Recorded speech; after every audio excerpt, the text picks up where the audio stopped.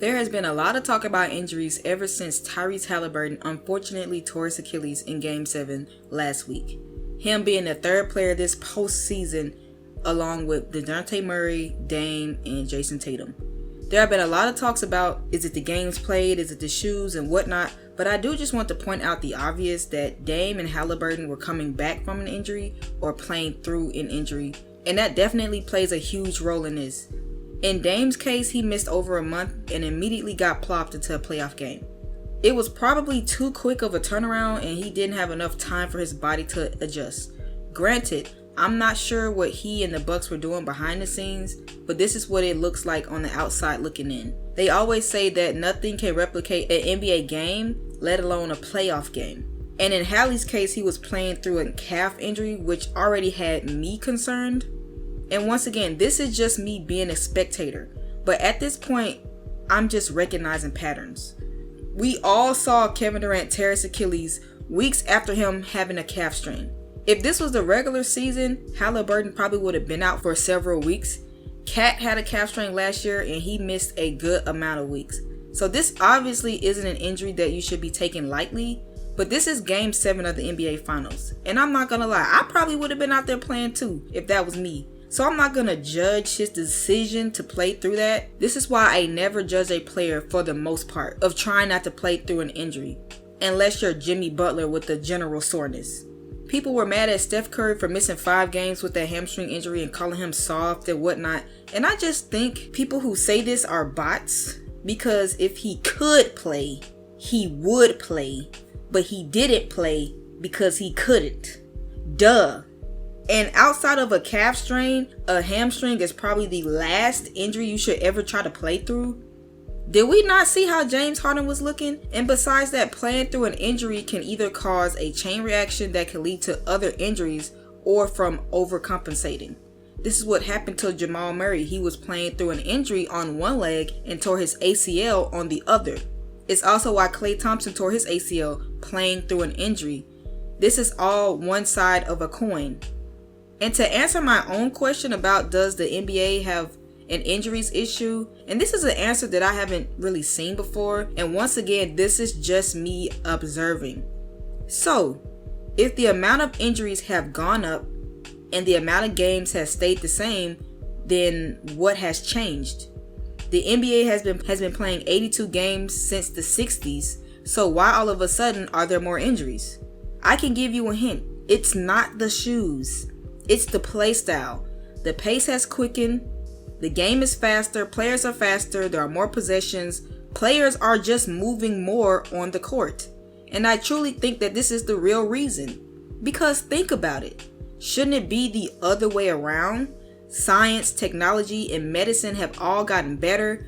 Players aren't flying on charter planes and wearing Converses anymore. They can get on their own workout and diet plan for that specific person. Injuries should have been worse back in the day, but they're worse now. And speaking of shoes, I've seen a lot of people putting the blame of sustained injuries on the shoes that the players wear, which can increase your chance for injury, but not in the way that you think.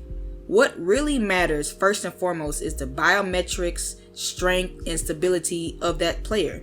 Low tops will not directly cause an ankle injury, and high and mid tops will not save you. This also goes for ankle injuries as well. If you really want to talk about the issues that the shoes could cause, you need to dive deeper into the heel drops, toe spring, shape, structure, and stiffness of the midsole, along with how much traction that shoe has. If your shoes have no give to them, it increases the amount of work put on your body. When you come to a stop, your body needs a way to dissipate the energy rather than it being absorbed, leading to failure. And this is what could happen with having too much grip. All these could happen with lows, mids, or highs. So the shoe's height really doesn't play a factor. And once again, the health of your body still comes before whatever shoes you have on. And before anyone says I'm talking out of my butt, these are the points that I got from Foot Dr. Zach. And realistically speaking, all of these Achilles tears happened during the same motion. All of these players took a negative step, causing a rupture. This is quite literally the textbook mechanics for an Achilles tendon rupture. I also believe that an MLB pitcher ruptured his Achilles doing the forbidden step, and they aren't nearly moving as much as a basketball player. It's just putting so much strain and load on that tendon, causing it to rupture. As a Grizzlies fan, I've seen Brandon Clark and Mario Chalmers rupturing their Achilles, pushing off. Dr. Brian Suterer does a really good job on describing how this happens in layman's terms. A lot of people want to point out AAU and mileage for these injuries, and I'm not saying they are wrong because playing 5 games in 2 days is too much, but it's only for 4 months, and I believe they get a break somewhere in there.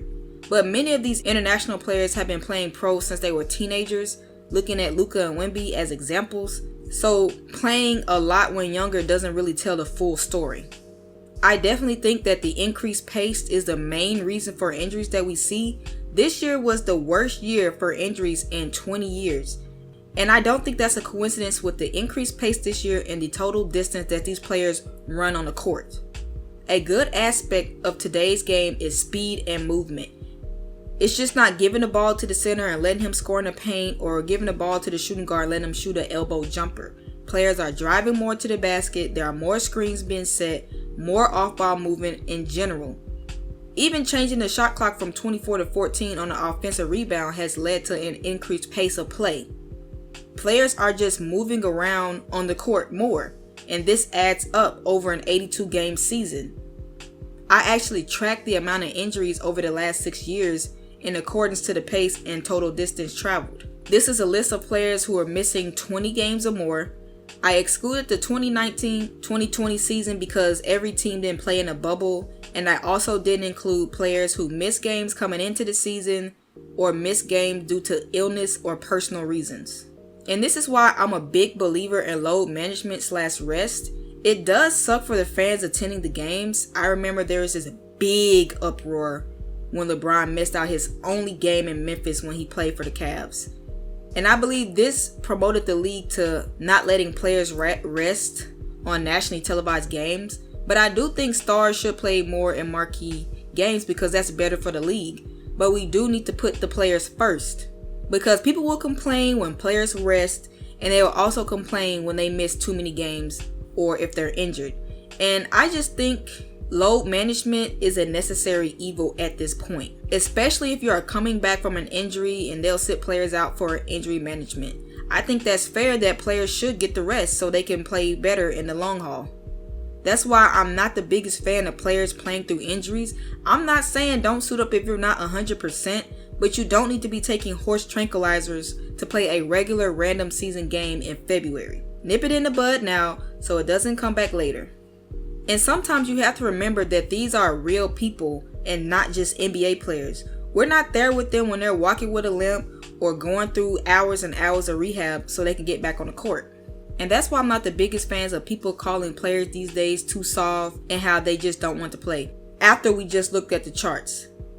Meanwhile, players are now getting all NBA appearances well into their late 30s, when just even 10 years ago people were retiring at 35.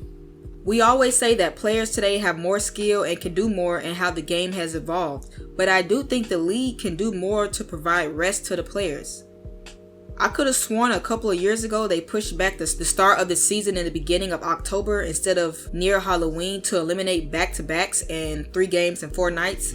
Although it would have cut into the players' off seasons, I think that trade-off would have been a little better, but I'm not an NBA player. But speaking of back-to-backs, but why in the world are there teams who are playing 2 back-to-back road games with travel? In no world should a team be playing in Orlando need to go to Minnesota the very next day. They're getting in late and playing on dead legs. Back-to-back should only be reserved for those teams who are playing both home games. The scheduling in the playoffs is also crazy. Only 1 day for rest in between games, especially those games that you have to travel, is crazy.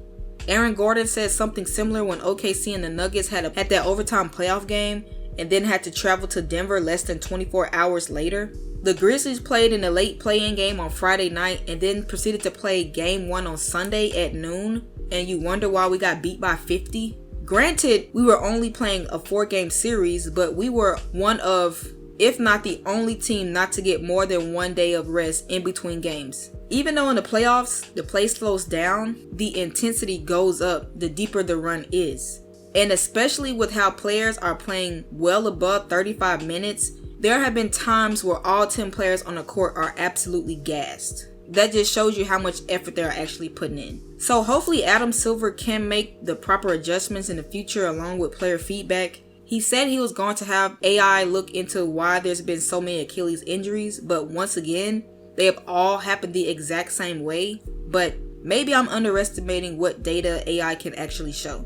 But one thing I will say, that Adam does find a way to protect his players, and hopefully this year just ends up being the outlier and not the norm, especially for injuries that will put you out an entire season. Even the MLB pitchers are needing more Tommy John surgery because historically they are throwing the ball harder and faster. Back in the day, they weren't throwing nowhere near no 90 miles per hour pitch like that on the regular. An uptick in injuries could unfortunately just be the result on how the game is trending/evolving. But then again, some of these injuries could just be unlucky. As a Grizzlies fan who watched the most starting lineups due to injuries last year, sometimes you're just at the wrong place at the wrong time. Someone falls on you wrong, you land on a guy's foot, you get hit in the face, and now you have a broken nose. Someone tackles you out the air. I mean, what could you possibly do to prevent that? And even Scottie Pippen Jr. had to talk about it. I mean, he was saying that the players were doing the necessary steps to take care of their body. We've just been unlucky. So just to summarize, it's not the shoes that are causing the injuries, more as the style of play now in the league. If anyone wants to counter my points or add something else, feel free. And thank you all for watching. Peace and chicken grease.